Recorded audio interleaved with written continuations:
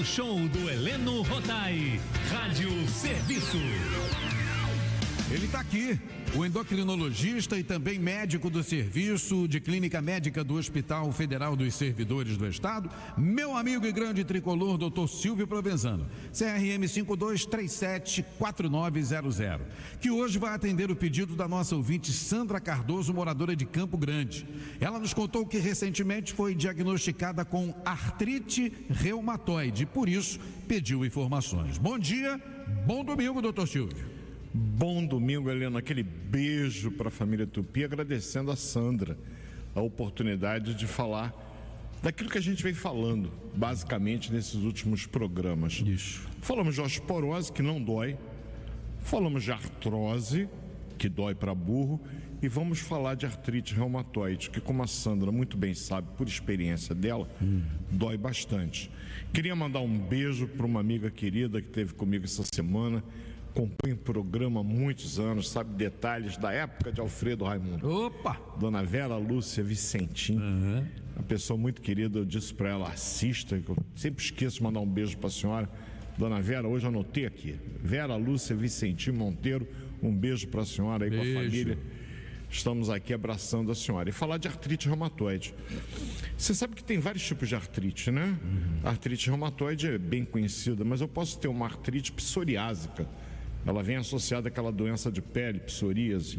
Eu posso ter, um abraço pastor Denis, uma espondiloartrite, espondilite anquilosante, que ao contrário da artrite reumatoide, afeta mais os homens. A artrite reumatoide, já vou falando, afeta mais as mulheres. Sim.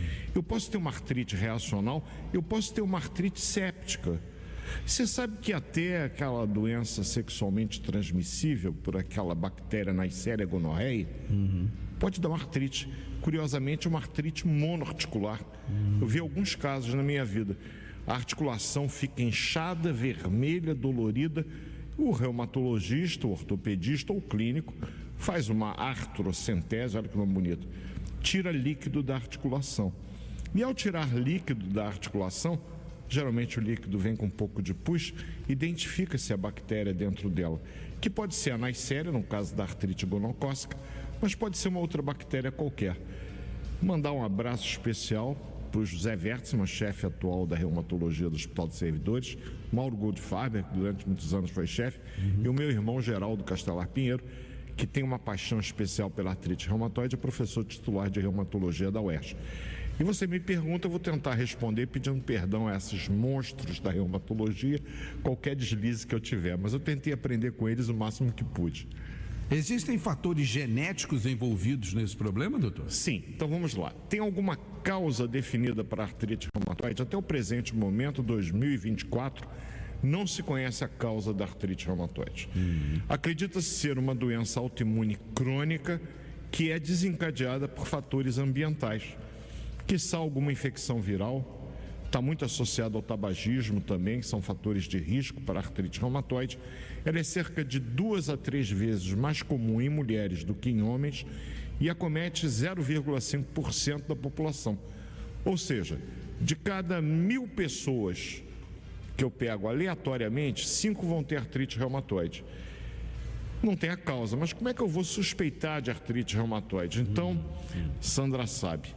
Começa com uma artrite, que é uma inflamação da junta, curiosamente nas mãos, é mais comum, nesse segundo, na articulação média dos quirodátidos, dos dedos da mão. Eu fiquei impressionado com aquela foto que o senhor postou no Facebook ontem, as mãos totalmente deformadas. Eu tenho deformidades que normalmente acompanham a artrite reumatoide, pescoço em cisne, os dedos ficam e totalmente rígidos, né?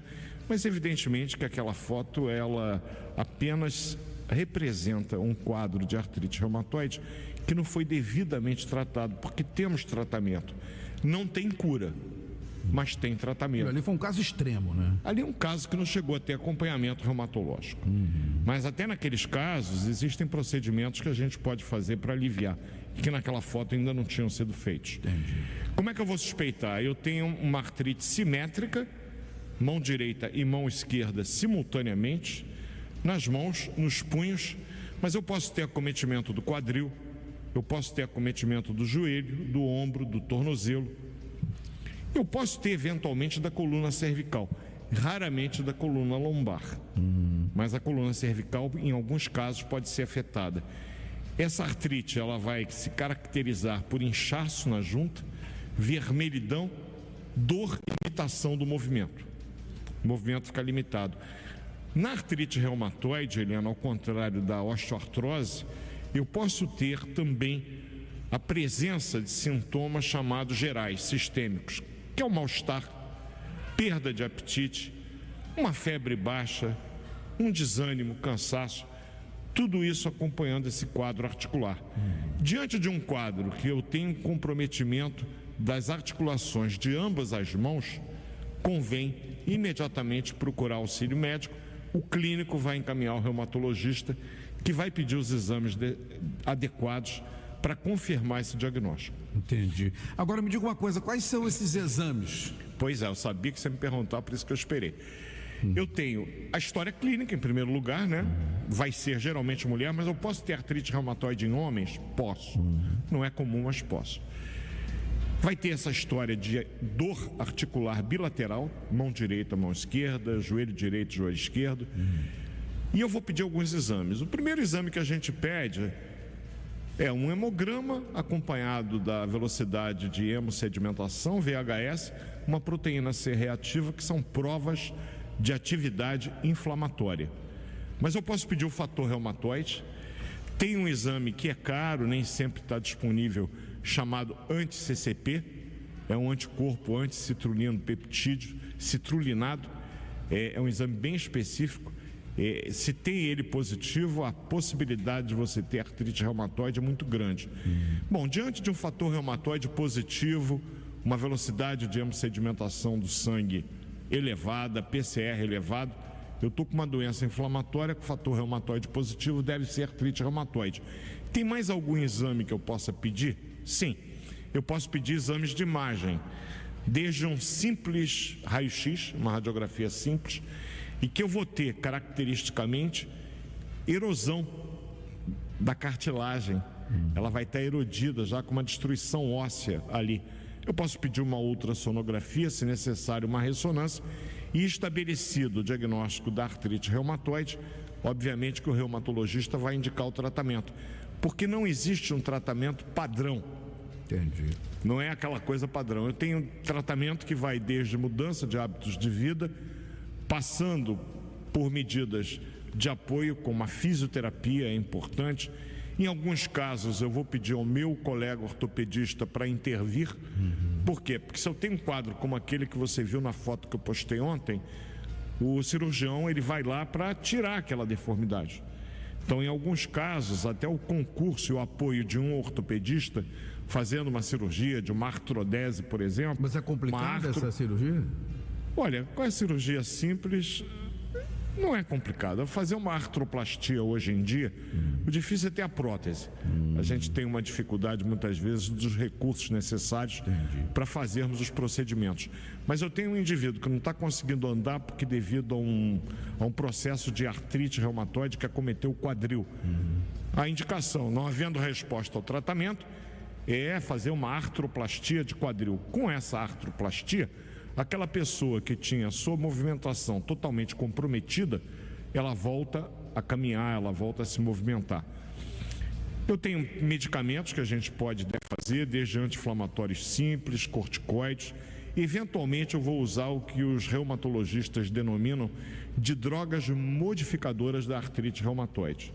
E aí entra por uma série de substâncias que a gente pode lançar mão. Inicialmente, o metotrexate, que é um quimioterápico, mas eu posso eventualmente fazer a hidroxicloroquina, que chegaram a tentar usar para tratar a Covid, na minha opinião equivocadamente. Mas na artrite reumatoide, em alguns pacientes, a hidroxicloroquina funciona bem, tanto quanto o metotrexate. E eu tenho as chamadas novidades do mercado, as drogas imunobiológicas. Por exemplo, fator antinecrose tumoral, uma série de drogas que podem, sob a supervisão sempre do especialista na área, que é o reumatologista. Mas tem na rede pública? Tem. Lá no Hospital dos Servidores a gente tem um serviço de artrite reumatoide, onde quando há indicação, essas drogas são utilizadas sim, e são aplicadas sempre no hospital sob a supervisão dos médicos, que pedem os exames necessários de acompanhamento, até para a gente poder avaliar se está havendo resposta ao tratamento da forma como se espera ou não. Porque às vezes precisa de 2 drogas, às vezes você associa uma droga modificadora sintética simples, como o metotrexate, com um imunobiológico, que é um outro tipo de droga. Eu posso fazer a associação de drogas. A gente, evidentemente, que começa sempre que possível pelos tratamentos mais simples e com menos efeitos colaterais, até porque essa é uma norma da boa prática da medicina. Procurar fazer um tratamento que seja eficiente, ao menor custo possível, com o menor risco para o paciente, com a menor possibilidade de aparecimento de efeitos colaterais. É assim que os médicos normalmente tratam. Eu tenho muito orgulho do serviço que nós temos lá na reumatologia, hoje capitaneada pelo José Fernando Wertzmann, que o pai dele, Luiz Wertzmann, foi um dos primeiros reumatologistas do Brasil e também, da mesma forma que o filho, deve ter muito orgulho lá no céu onde ele está há muitos anos, do filho espetacular que ele tem. Tema para domingo que vem, amigão?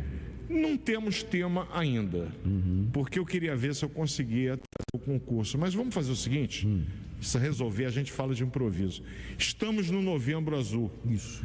Vamos falar de, geralmente, doenças de próstata. A gente sempre fala do câncer de próstata, viu, Lelê? A gente vai falar do câncer de próstata. Mas tem outro. Mas é muito mais comum, por exemplo, a hipertrofia benigna da próstata.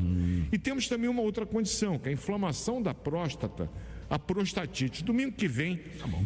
Eu vou deixar a Célia descansando. Vamos falar de doenças da próstata nesse Novembro Azul. Combinado. Obrigado, Heleno. Eu que domingo agradeço. Abençoado. E por maior que seja a importância da pessoa, voltando ao assunto, Marcelo, se você me permite terminar o programa assim, nada é maior do que a instituição. Isso aí. Um beijo, Heleno, família Tupi, uma semana abençoada. Perfeito. Um abraço, querido. Até domingo. Super Rádio.